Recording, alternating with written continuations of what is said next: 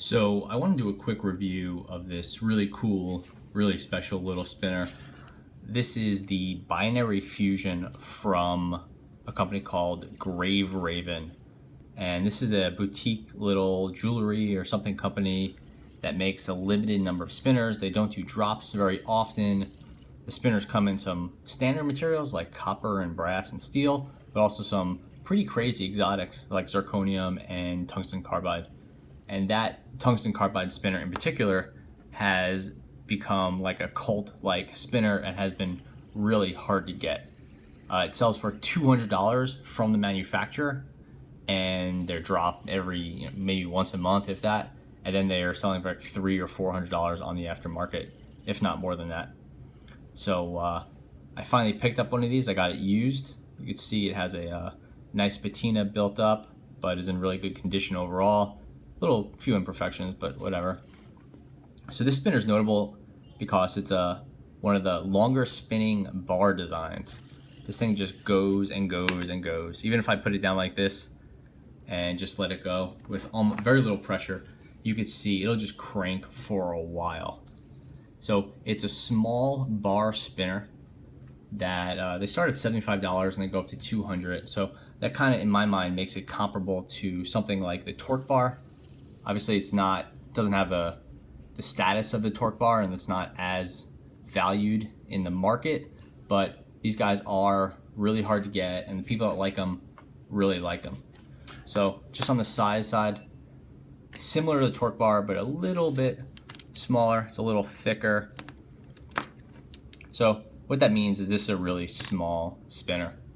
If each one of these is half an inch, so this thing is under 2 inches in length, maybe a little bit over ½ inch wide, and almost exactly a ½ inch thick with those buttons. Again, it's a bar spinner. So in copper, this thing is only 39 grams. If you get it in titanium, it's only 19 grams. There's almost nothing there. And it's just a nicely machined, so clearly a CNC'd piece of copper or brass or zirconium or stainless steel, whatever you get, in this case copper. And it has this tiny little custom bearing in it. I'm not sure exactly what this bearing is. I'll put it in the notes if I could find it.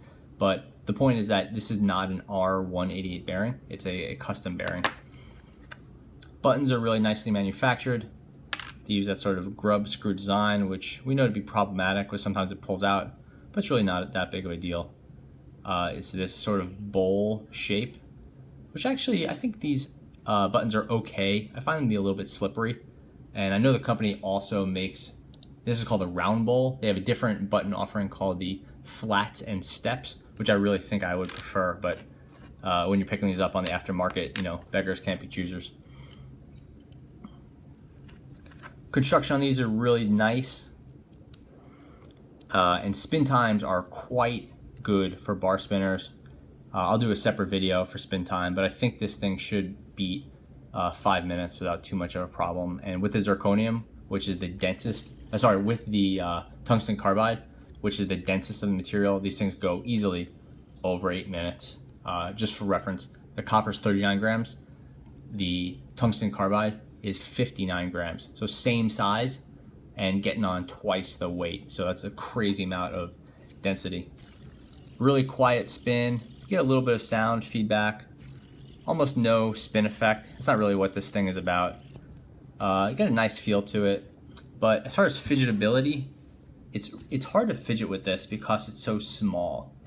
You could do a sort of a loaded flick or whatever they call it like this, but by hand, it's sort of cramping my hand up a lot. So it's really hard to hold with your thumb and forefinger unless you have really small hands. If you have really small hands, maybe this is a good option, but generally anyone with medium to large size hands is gonna want to flick it like this. So thumb and middle finger, and just kind of get that down.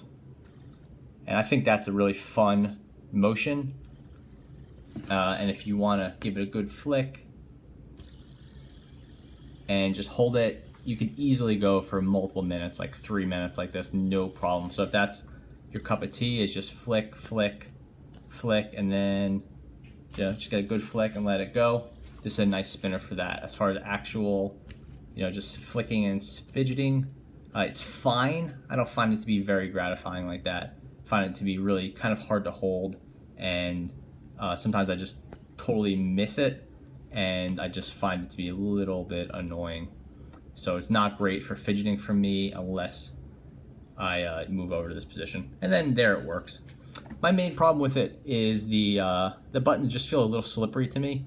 So the small size combined with the slippery buttons, it just makes my hand kind of get tired after a while. So nice to have this one for a little bit here and there, but I haven't found it to be one of my favorites. It's just a little bit too small for me. Once you're in the size of the torque bar, again, we're not talking about a whole lot more, but for me, just adding that maybe ½ inch or whatever, now we're getting to a size where I can hold this for a longer period of time. Even though it is skinnier, that bothers me less than the lack of length. Because it's a bar spinner, you're definitely going to lose a lot of speed with any sort of rotation while it's spinning. That just comes with the territory and just how it is. Again, I'll do a separate video for the spin time, because this has really, as much as it's designed for fidgeting and just being a really nice little EDC spinner, it's gained so much attention within the community. So, relatively so much attention because of this crazy spin times you can get out of these spinners when they're, at the end of the day, not particularly heavy. It's not like this is a 100-gram spinner that spins for 5 minutes. Anyone could do that. For this thing to be 34 grams in stainless steel, or 36 in brass, and to go past 5 minutes, now you're looking at something pretty interesting. Plus, you could see just from the machine work that these things are really nicely machined. This copper feels flat, but you could see it has really nice machine work, almost like a fingerprint there. And I could barely even feel that when I'm touching it. The bowls, you can see that bowl design is really, really well done. Again, I don't find it to be particularly functional. Like, my hands always feel like it's slipping. And, with my left hand, which is my dominant hand, I could flick this thing fairly well. But with my right hand, I don't know. I just can't do it as well, and it just feels like it's just too small. So anyway, really cool spinner. I would suggest giving it a shot if you can.